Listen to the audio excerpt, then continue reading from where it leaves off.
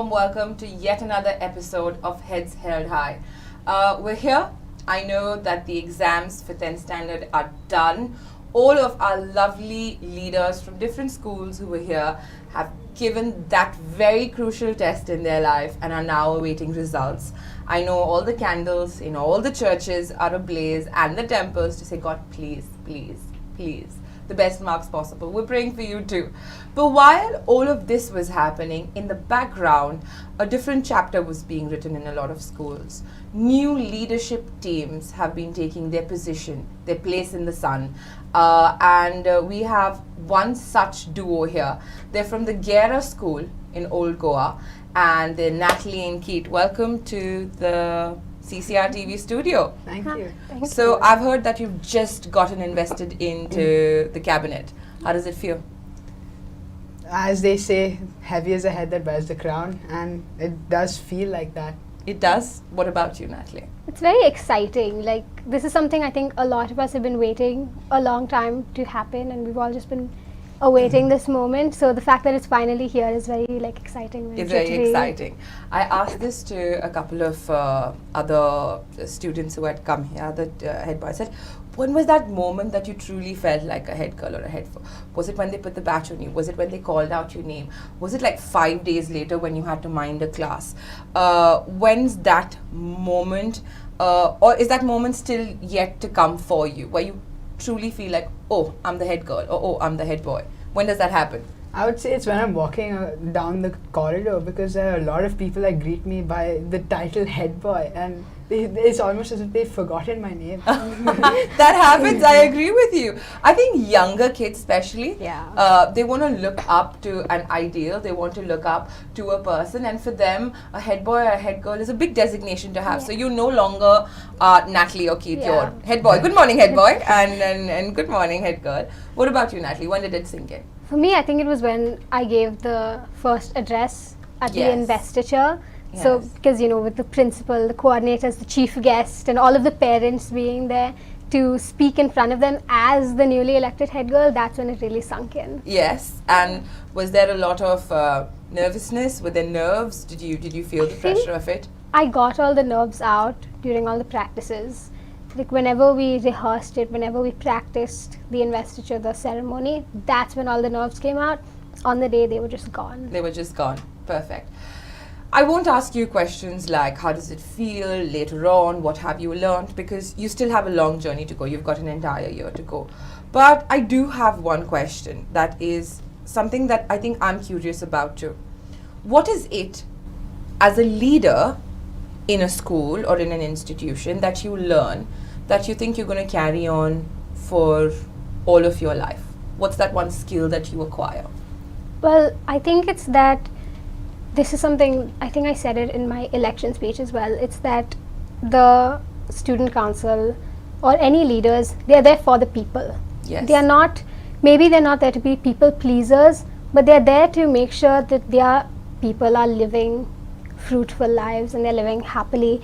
And I don't think you're a good leader unless every single person who looks up to you as a leader is being well respected and treated well.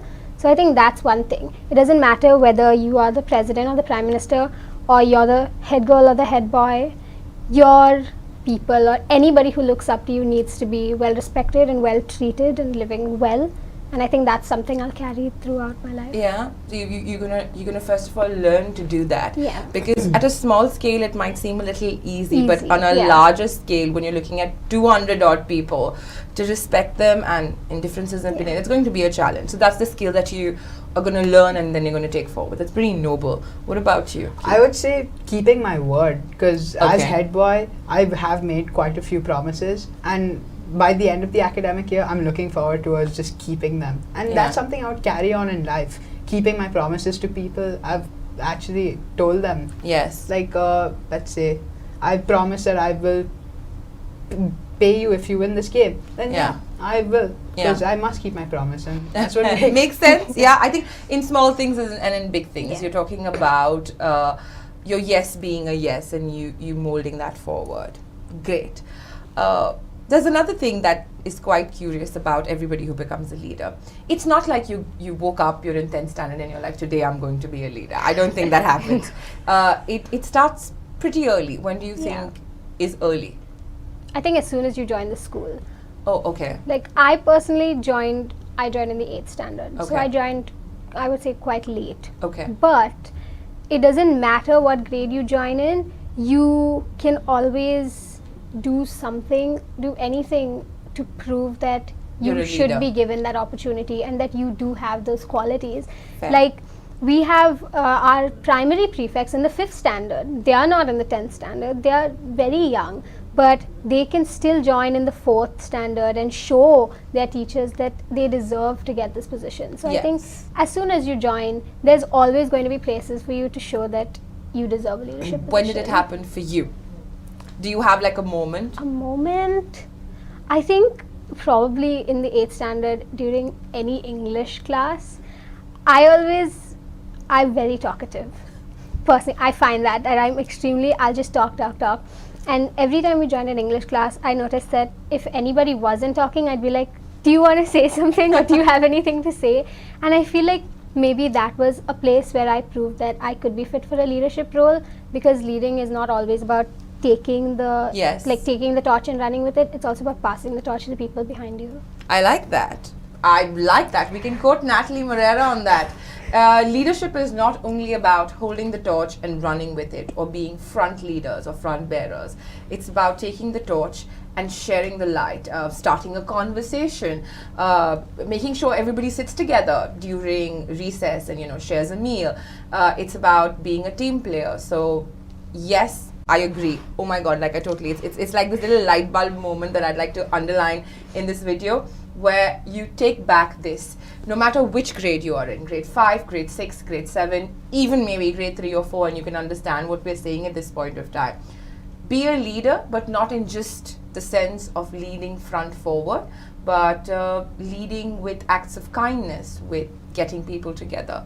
What about you, Keith? I would say a leader can be formed at any age, really. It's from the moment you step into the world, and it's the way you carry yourself. Maybe at home you could say that, yes, I am a role model to the people in my corridor, for example, because they may ask me a few questions and then I may answer it. Then I may help them with a few questions they may have about how it is to be older. But for me, I think the moment I became a leader was when I was elected Yellow House captain, because that's when I realized I am the house captain now and I must carry out my duties. And there's a whole house behind me and I cannot let them down. I agree. Sometimes leaders are also created when you give responsibility. When the teacher makes someone a monitor and says, okay, you are going to mind the class for grade 4B history, and suddenly a leader emerges. They know what to do. They're not loud. They're not bossy, and it kind of goes well. So yes, there was this youngster, there was this head boy who came and he said, I was made captain of the basketball team. That's it. The leader just walked. Like, it was like, you're the head of the basketball team, and then there was a leader that emerged. Sports does that a lot. So if you want to own your leadership qualities, even if you're not the captain, do join some sports, and that's going to bring that leadership quality out from you. Pivoting from all of the leadership conversation, let's get to know a little bit about Natalie and Keith. If you had to have a dinner with 5 people, any people, living, dead, 5 alive, 5 people, I mean, the more the merrier. And if wherever they are, who would those 5 people be? 5 people? That's quite a lot, actually. I would say all the members of the Beatles. That's nice. 4 already. Oh, that's nice. And probably Julius Caesar. Why not? Why Julius Caesar? That's a good one. Why Julius Caesar? Julius Caesar, he was a really successful politician in his time. It was quite sad that he was eventually assassinated due to all good politicians are assassinated, but yes. Then they're shining bright and then they get the bullet. But okay, Julius Caesar and the Beatles. I like this combination. We can do fictional characters. Yes. What will Beatles talk to Julius Caesar though? I mean, what's going to be their conversation? They would probably be talking about peace, because that's what the band was about mainly. So fair point. I like how Keith's thinking. If there's a 6th seat available at that 6 table, seats. I'd like to come and join you, just in case. What about you, Natalie? I like that, by the way. Yeah, but- that was nice. I love the fact that we can do fictional characters. Yes, you can. I think, oh my, it's actually very difficult. It is. I know It's five very is difficult. very difficult. But you can Yeah. start with 2 and then 3 and Yeah, then move on to well- 5. Stan Lee, probably. Okay. I love Marvel. All right. Wait, so then I can just do all the Avengers. Okay, you can do all the Avengers. no, yes, so but no, you actually- have to name your Avengers. Okay. You're gonna have to name. Yeah, them. okay. Hawkeye, Okay. Black Widow, Okay. the Hulk, Okay. Thor, Captain America, Iron Man. That's 6. You put Stanley out very quickly. And Stanley. I'll take off Hawkeye because who likes Hawkeye anyway? Damn, So it's going to be the Marvel, but why the Marvel?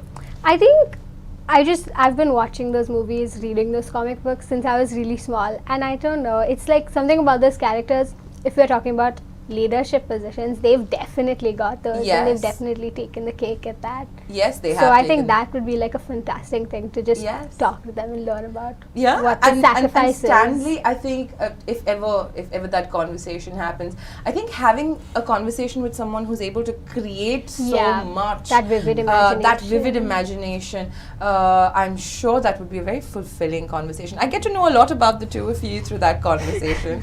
What is something that you would like to pick up as a hobby? Now you're a leader, you have lots of studies to do, but if you had to pick up that one hobby where you had the time to do it, what would it be? I would probably just say improving at the guitar, because I play the guitar but I'm not that great. I need to put more time towards it. So if you had time, you'd I put it would- to an existing skill. Smart move. Existing. I want to learn crocheting. Crocheting. Yeah. Oh, Any hobby where you can make something, like a hobby that can produce an outcome. I like things like that. Okay. So like crocheting, knitting, Okay. quilling. Mm, Yeah, that's crocheting. nice. I would like to try crocheting. That's nice. Crocheting. That's up the list. I think it's very what's the It's word for it? therapeutic, just Therapeutic sitting also. with, it, like, the it needle. calms you down. It's almost like I think that's good stuff. Moving from there to a very related question. If you had to teach a subject, not just at the Gera school, but at any school, just let's take in any school, you can choose any subject you like and you could teach it. You are the teacher, or anybody else is the teacher, someone professional, someone knows, and that's a subject that should be in the classroom. What would that subject be? We can do pre-existing subject, or we have to Pre-existing cover- subject, it can be a subject that's new, it can be something that's a hands-on subject, whatever it is. What would be that one subject? I would say history. Yeah. History. I am a history buff. too. Okay. I love history, and teaching it would probably be Yeah. my utmost goal. Because history, the beautiful thing about history is that it allows any perspective. You can support a person, you can be against a person, but towards the end, you just need to justify why. I get okay. Yeah. What's your reason for history? Pre-existing- Your eyes pre-existing have lit subject. up, both of Yeah, you. I The know. history. We're Okay. both history we both students. It's Okay. very fun. There's something about a subject like history in which, as Keith said, everything is subjective. Yes, you have your facts, but you can also take those facts out, go out on a tangent, come up with the most insane theories ever about anything. And I think that's one thing that's very fun about history. You can become very passionate about it. Both of you must really love your history I teacher. do. Who's your history teacher? Miss Miss Lizelle. No wonder. Okay, so you sometimes I think it's the teacher also who makes the subject. It's the subject that Definitely. makes the teacher. But I like this. I think to have, when we think of history, when I think of history sometimes, and I've not had your teacher Lizelle to teach me, but when I think of history, I think of learning by rote dates and numbers and who was assassinated when and why were they assassinated, who went to war with whom. But to think of it as why did they go to war? And should that war have happened, or who was right or who was wrong by my perspective? I think that would also show me where my stand is, what my ethics is. So very closely linked to, I think, later on philosophy, history, Yeah. philosophy in that sense. Very interesting. I've had kids say music and dance and other things. I think, yeah, so history, something that we already learned with a different take. Brilliant. What is different about the Gera school? Why is the Gera school different? What do you think? Why is the Gera school different? I would say the Gera School is not really a school, it's more of a community. Like over the past 2 years I've been at the school, we've become really close, like the teachers, all the students. And the best thing is that when we are learning, the teachers give you undivided attention. Like, it's almost as if it's one-on-one learning, and they really are always open to suggestions. Oh, that's nice. Yeah, I think it's like you can walk into the school, you've never been here before, it's your first day, but it's such a warm and welcoming place that you can feel like you've been there for the past 5 years. It feels like you know everybody, even if you don't, because from the teachers, the support staff, the students, everybody is very open and very inviting. So I think that's one thing that's very special about the school. You can always feel like you've been there for a long time. You feel like you belong. I think the two words are belong and community. Yeah. We'll take a moment. You can go ahead and give a shout out to, I know this is the beginning of the year for you. Yeah. I know that there is a long way yet to go. You've got exams to give, and there's a lot to do. But as you look forward, I'm sure there's people who you would like to, give a shout out to and say hi to and say thank you to, probably. This is your moment. Let's go ahead and give a big shout out. I would like to first off thank my parents for this opportunity of being at the Gera School, the teachers, the principal, all the other staff, and grade 10. I know you guys are watching this. Aman, Anay, Zain, Eva, Elena. Hi. That's sweet. Yes, Natalie. Oh, Keith stole the classmate thing that I was going for. But yeah, all of my classmates, all my friends in the Gera School, and of course all of the teachers, thank you so much for giving us this opportunity to come here and be interviewed. It's a great thing, really. And yes, thank you to my mother as well for letting me come to this school. I know it was a big decision for you more than me. So that's nice. Yes, I think we forget it's a group process. We go in it together. What's the plan forward? Any good thing needs a plan. Any good thing. Like, I know I have like plan A, plan B. I have to-do lists and then another to-do list if this to-do list fails. As you go forward, you've had years of experience. You've been a house captain, you said. As you got to know that you wanted to be a leader, I'm sure you've taken other positions and you know what to do. What is in your kitty? What's in your toolkit as you go forward as a leader? What are the things that you kind of say, okay, this is what I'm going to do and this is how I'm going to do it. This is my action plan. This is how I need to segregate my time, or what's the way forward and how are you going to do it? Do you have a plan? I don't really have that well structured of a plan, but I do initially have like a small map of where I plan on taking the school ahead. Very good. Probably introducing a few short and small events like a Halloween dress up or possibly a few inter-house futsal games.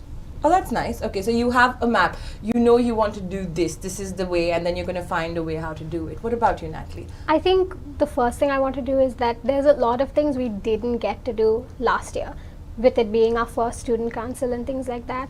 So I think the first thing I want to do before going for brand new things is to try and close off and finish everything that we didn't get to finish. Yes. And that's when I'll start introducing new things and trying to implement new things. I also think that there's going to be lots of things that just come up that we have to take and sort out as they come. So those will be there too. So I think first finishing off the old, then starting the new, as well as dealing with anything that comes up. All right. And what about time management? Is there a strategy for time management, for study management? No, yes, still dabbling around with it? No, I think the studies, we've gotten used to that from the 9th standard. It's pretty much, it's almost the same, except now we have the boards to study for. Yes. But I think a lot of it now, because we have a full student council, it's not just the two of us. So I think we can really rely on delegation. Yes, so on the team. Yeah, we rely on that team effort and that team strength. Pass tasks to everybody, don't take everything on ourselves. True. But also make sure you're not putting too much on somebody else, because we all do have to study. We all have those exams to work towards. So I think a lot of the time management will, yes, rely on sharing tasks and helping each other out. That's a good plan. That's a very good plan to go. For everybody who is watching, you are getting ready for yet another year. You could be in grade 10 or grade 9, crucial years both, or even moving to the middle school, or you could be going just to grade 5 or grade 4. The point being this, you have a summer break coming up and then you move in to something new. what would really help you, and something that has helped me, is to kind of say, okay, on an average, I will give this much time, and this time, a 5 to 6 in the evening, is dedicated for me to just relax, skateboard, cycle. I'm going to try and do that. Or the time in the evening, because I'm very productive, 7 to 8 or 9. Having a schedule, having a tiny plan as you move forward will really help you. And do all the fun things that you want to do in the summer. Like, just have a fun summer. Like, enjoy yourself, go out, so that when you go into the new year, you're like, okay, we're set, we're prepared. Anything that, as head boy and head girl, you would like to tell everybody who's watching from the Gera School, or any other students who are watching? You've just been elected. You've gone through the process. You have, given your speech. You have got the votes. It's very new. If there is someone, let's say from grade 5 watching, a friend or a person who looks at you and says, oh, that's the head girl, or that's the head boy, what should these students, what should these people do to not just be selected and nominated, but to cultivate that leadership in them? Why don't you go first, Natalie?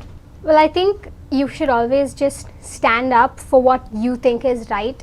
A leader is not born because they do everything that other people say. A leader is born because they go against the grain, and they try to show others what they think is right. So it doesn't matter whether you're in the 5th grade or the 10th or the 8th.